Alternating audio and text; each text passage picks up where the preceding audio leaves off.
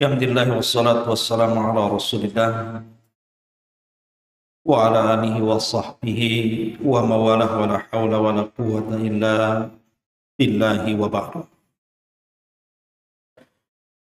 Ma'asyiral muslimin, jamaah salat tarawih yang dimuliakan Allah subhanahu wa ta'ala, kita sudah hampir di penghujung bulan Ramadan, tanggal 28 Ramadan. Artinya tinggal 1 hari lagi pemerintah akan melihat hilal, apakah terlihat 1 Syawal ataukah tidak. Tapi yang ingin saya sampaikan malam ini adalah renungan akhir daripada Ramadan. Baru saja sebelum Ramadan banyak berseliweran di medsos orang-orang yang kemudian mengingatkan tentang fadilah datangnya Ramadan. Tapi tanpa terasa kemudian hari itu lewat begitu saja, dan sekarang sudah berada di penghujungnya. Tentu sebuah pertanyaan yang harus kita tanyakan kepada diri kita sendiri. Apakah selama bulan Ramadan dari awal sampai di penghujung sekarang ini, catatan amal kita dipenuhi dengan ibadah kepada Allah subhanahu wa ta'ala dan juga pahala-pahala yang melimpah? Ataukah sebaliknya, justru catatan amal kita kosong dan tidak berpahala? Tentu kembali kepada pandangan kita tentang Ramadan. Kalau seandainya kita memandang Ramadan itu adalah bulan rahmat, bulan ampunan, bulan dilipat gandakan amalan, bulan orang-orang akan dimerdekakan dari api neraka, bulan di mana Allah subhanahu wa ta'ala akan menerima doa-doa dan begitu seterusnya, saya yakin orang yang seperti ini akan dipenuhi catatan amalnya dengan kebaikan. Tapi kalau seandainya orang hanya memandang Ramadan seperti bulan-bulan yang lainnya, hanya lewat begitu saja, sama dengan Syawal, sama dengan Dzulqa'dah, Dzulhijjah dan begitu seterusnya, maka ini yang dikhawatirkan oleh Nabi SAW ketika mengaminkan doa Jibril, ragima anfu rajulin adraka Ramadan falam yughfar min dhunubi. Celaka dan binasa orang yang masuk Ramadan 1 bulan penuh, 1 dosa pun tidak diampuni. Na'udzubillah. Ma'asyiral muslimin yang dimuliakan Allah Azza wa Jalla, maka di penghujung Ramadan ini harusnya dijadikan muhasabah diri. Dengan berlalunya Ramadan atau di penghujung Ramadan ini, harusnya yang pertama kathratul istighfar wa taubah. Kita harus banyak-banyak istighfar dan juga taubat. Karena sehebat apapun antum beribadah dari awal Ramadan, entah baca Qur'annya, entah qiyamul lailnya, entah doa dan zikirnya, pasti dalam ibadah-ibadah itu ada kekurangan-kekurangan. Itu mesti.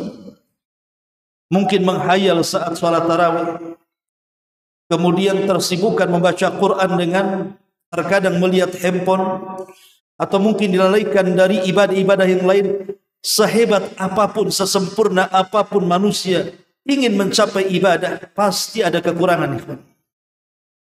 Maka sudah selayaknya kekurangan itu ditutupi dengan istighfar, dengan taubat. Maka di penghujung Ramadan itu harusnya kita memperbanyak taubat dan istighfar. Kemudian yang kedua, kita lihat bahwa berlalunya zaman, dari detik ke menit-menit ke jam-jam ke hari, kemudian hari ke pekan dan pekan ke bulan, dan sekarang kita berada di penghujung bulan. Allah subhanahu wa ta'ala berfirman, yuqallibullahu al-laila wan-nahar inna fi dhalika la ibratan liulil absar. Ketika Allah subhanahu wa ta'ala membolak-balikan ada siang ada malam, Maka itu semua kata Allah Subhanahu wa taala ada ibrah, ada pelajaran harusnya bagi orang-orang yang memiliki pikiran. Dari sini seorang laki-laki datang kepada Nabi sallallahu alaihi wasallam. Kemudian bertanya, "Ya Rasulullah, ayyul mu'minina afdal?" Rasul, seorang mukmin yang utama itu seperti apa? Rasul ditanya oleh seseorang, Rasul, seorang mukmin yang paling utama itu seperti apa? Maka Nabi SAW mengatakan, ahsanuhum khuluqa, seorang muslim yang baik akhlak. Kemudian Rasul ditanya lagi, fa ayyul mu'minina aqyas, lalu seorang mukmin yang cerdas itu seperti apa? Kalau tadi seorang mukmin yang paling afdal adalah mukmin yang berakhlak, sekarang ditanya Rasul, seorang mukmin yang cerdas itu seperti apa? Maka Nabi SAW mengatakan, aktsaruhum lil mauti dzikra wa ahsanuhum lima ba'dahu isti'dadan ulaikal aqyas. Kata Nabi SAW, orang yang paling banyak mengingat kematian dan orang yang paling bagus persiapan untuk kematian. Itulah yang disebut dengan takwa. Karena target utama di bulan Ramadan itu apa coba? Target utama kita adalah menjadi orang yang bertakwa. Makanya Allah Subhanahu wa taala ketika bicara soal ibadah puasa, di penghujung ayat Allah katakan la'allakum tattaqun, agar kalian bertakwa. Dan Ali radhiyallahu an ketika memaknai takwa, beliau mengatakan takwa itu al-khawfu minal jalil. Pertama, takut kepada al-jalil, maksudnya Allah Subhanahu wa taala. Kemudian wal isti'dadu birrahim, persiapan untuk menuju sebuah kematian. Jadi antara makna takwa yang disebutkan oleh Ali radhiyallahu an adalah isti'dad li yaumir rahim, persiapan untuk hari setelah kematian kita. Artinya bahwa dengan berlalunya zaman, maknanya berlalu pula lah usia kita. Kalau sudah berlalu usia kita, artinya semakin pendek pula usia kita. Apalagi usia umat Islam kan dibatasi, antara 60 sampai 70 tahun kata Rasul, yang lewat 70 tahun itu tidak banyak. Artinya dengan berjalannya waktu semakin ke sini semakin cepat, menunjukkan semakin cepat pula usia kita di hadapan Allah Subhanahu wa taala. Satu hari Fudail ibn Iyad rahimahullahu taala, seorang alim min ulama tabi'in, dia berjumpa dengan seorang laki-laki yang sudah tua. Kemudian Fudail ibn Iyad bertanya soal usia laki-laki itu dan mengatakan, kam umruk ya fulan, berapa usiamu wahai fulan? Maka sang kakek mengatakan, sittuna sanatan, usiaku 60 tahun wahai imam. Maka Fudail ibn Iyad mengatakan, idzan tasiru ila rabbika yushika an tablugha. Kalau begitu, usia yang panjang yang sudah kau jalani selama 60 tahun itu, kau sedang berjalan kepada Rabbmu dan hampir-hampir kau akan sampai ke sana. Maka kemudian sang kakek mengatakan, inna lillah wa inna ilaihi raji'un. Ya imam, kita semua ini datang dari Allah dan akan kembali kepada Allah Azza wa Jalla. Maka sang Fudail ibn Iyad mengatakan, wahai fulan, ata'rifu tafsirahu? Kau mengatakan inna lillah wa inna ilaihi raji'un itu, tahu enggak maknanya? Tahu enggak tafsirnya? Maka sang kakek mengatakan, saya tidak tahu wahai imam. Idzan fassir lana, kalau begitu tafsirkan apa makna inna lillah wa inna ilaihi raji'un itu. Maka Fudail ibn Iyad rahimahullahu taala mengatakan, inna lillah wa inna ilaihi raji'un, artinya inna lillahi abdun, kita semua ini adalah hamba Allah. Ketika kita katakan inna lillahi, sesungguhnya kita ini milik Allah, artinya kita ini seorang hamba di hadapan Allah Subhanahu wa taala. Wa inna ilaihi raji'un, dan sesungguhnya kita akan kembali kepada Allah Subhanahu wa taala. Maksudnya kita akan ditanya tentang kehambaan kita di dunia di hadapan Allah. Kita akan ditanya. Kehambaan kita di hadapan Allah akan ditanya. Maka kemudian sang kakek mengatakan, "Ya Imam, kalau kita akan ditanya di hadapan Allah, bagaimana cara menyelamatkan diriku dari pertanyaan-pertanyaan itu?" Maka Imam Fudail ibn Iyad kemudian menasihati, "Tuhsin fima baqi yughfar laka ma madha ma baqi." Tuhsin fima baqi yughfar laka ma madha wa ma baqi. Perbaikilah yang tersisa dari umurmu, maka engkau akan diampuni dosa-dosamu yang telah lalu dan yang tersisa dari umurmu. Artinya, di penghujung Ramadan ini, ikhwan, nasihat dari Fudail ibn Iyad, yang tersisa ini waktu hanya tinggal, boleh jadi 2 atau 3 hari lagi. Kalau tanggal 29 pemerintah menentukan terlihat hilal, berarti tanggal 1-nya adalah tanggal 30. Tapi kalau tanggal 29 tidak terlihat, berarti Ramadan digenapkan 30 hari, baru setelah itu 1 Syawal. Bisa 2 hari lagi dari sekarang, atau bisa 3 hari lagi. Lah yang tersisa dari Ramadan ini, kalau kita mengacu kepada nasihat Fudail ibn Iyad ini, tuhsin fi ma baqi, perbaiki yang tersisa ini. Boleh jadi yang kurang-kurang kita membaca Al-Quran, yang kurang-kurang kita qiyamul lail, yang kurang-kurang kita berzikir dan berdoa, lebih giat lagi dan lebih daripada itu, teruslah berdoa kepada Allah Azza wa Jal, Allahumma a'tiq riqabana minan nar. Ya Allah, merdekakan, bebaskan kami semuanya, aku, keluargaku dan orang tuaku dari api neraka. Karena itu tujuan hidup kita, terbebas dari api neraka dan masuk ke dalam surga. Dan nasihat terakhir, jangan seperti Bal'am ibn Ba'ur. Bal'am ibn Ba'ur ini, ikhwan, seorang alim min ulama Ibani Israel. Dia seorang alim. Bahkan kealimannya terkenal di tengah-tengah Bani Israel. Dia menguasai Ismul A'zam, nama-nama Allah yang agung, yang kalau dia minta pasti diberi, yang kalau dia berdoa pasti dikabulkan. Itulah Bal'am bin Ba'ur. Saking alimnya, kalau berdoa itu mustajab doanya. Tetapi bagaimanapun hidayah milik Allah Azza wa Jalla, sealim apapun orang, bisa saja tersesat. Satu hari kemudian Nabi Musa alaihi salatu wassalam membawa Bani Israel dari Mesir sampai ke negeri Kanaan. Ketika sampai di Bukit Husban, Bukit Husban itu adalah bukit yang memanjang. Maka Musa pun berkemah di situ dengan Bani Israel. Lah setelah Bukit Husban ini ada kerajaan Kanaan. Disitulah Bal'am hidup. Para pembesar Kan'aniyun ini ketakutan jangan-jangan Musa datang dan Bani Israel hendak menjajah mereka. Maka mereka pun tahu kalau itu terjadi maka mereka pasti akan binasa. Maka teringat dengan Bal'am ibn Ba'ur. Akhirnya para pembesar Kan'aniyun datang kepada Bal'am ibn Ba'ur agar Bal'am mendoakan kehancuran kepada Musa dan Bani Israel.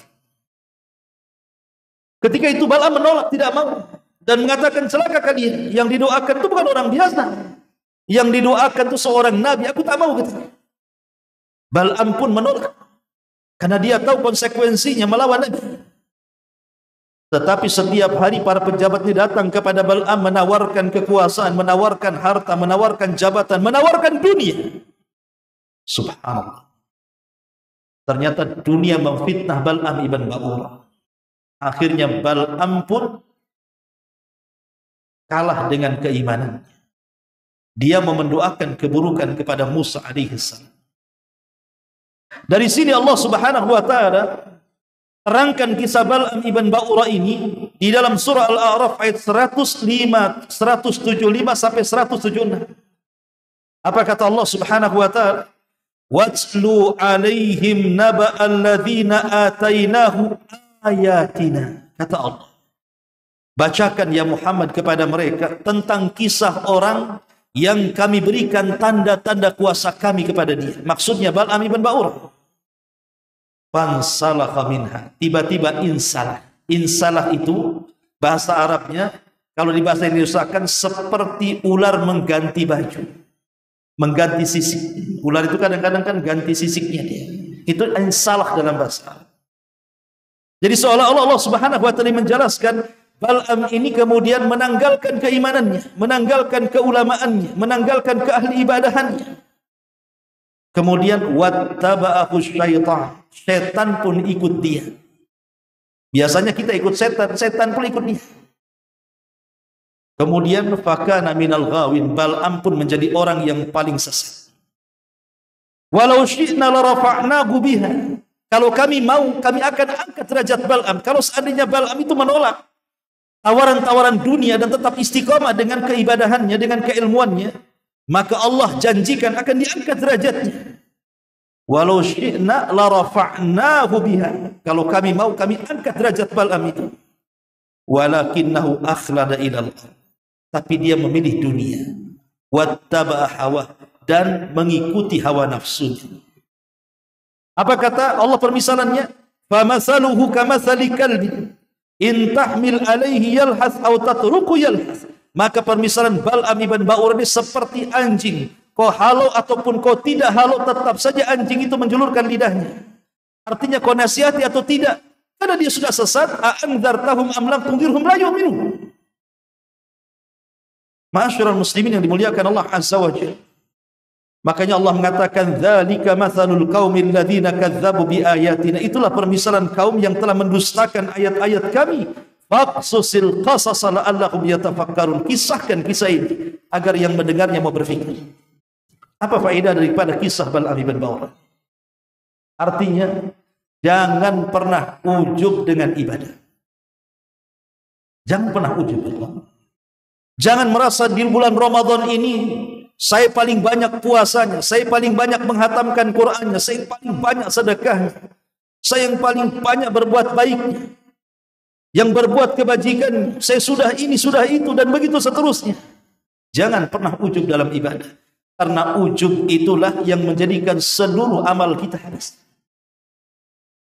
Cukuplah keikhlasan dalam beribadah hanya kita dengan Allah Subhanahu wa taala yang tahu.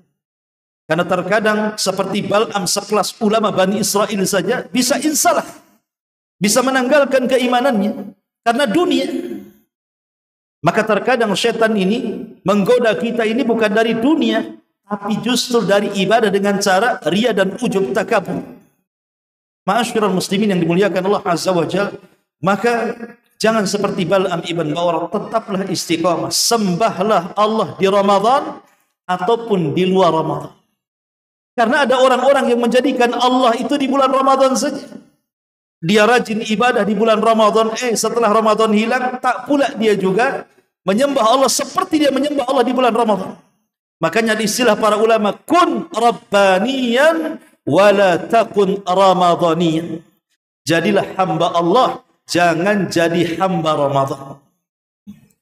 Kalau hamba Ramadan, ya rajinnya di bulan Ramadan saja. Habis Ramadan selesai lah, kan begitu.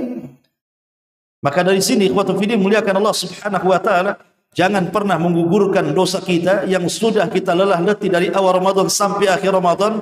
Jangan pernah digugurkan dengan ujub, dengan zalim, dengan bermaksiat yang tidak terang-terangan, atau dengan mujahir menceritakan dosa, atau lebih daripada itu dengan fathur rahim, memutus silaturahim, uququl walidain, dan begitu seterusnya. Sayang kita sudah letih beribadah selama sebulan, tahu-tahu catatan amal kita kosong karena dosa-dosa tadi. Wallahu a'lam bishawab. Ini sekedar renungan saja di akhir Ramadan. Muhasabah diri subhanaka wa bihamdika, asyhadu an la ilaha illa anta, astaghfiruka wa atubu ilaik. Allahu taala alam. Assalamualaikum warahmatullahi wabarakatuh.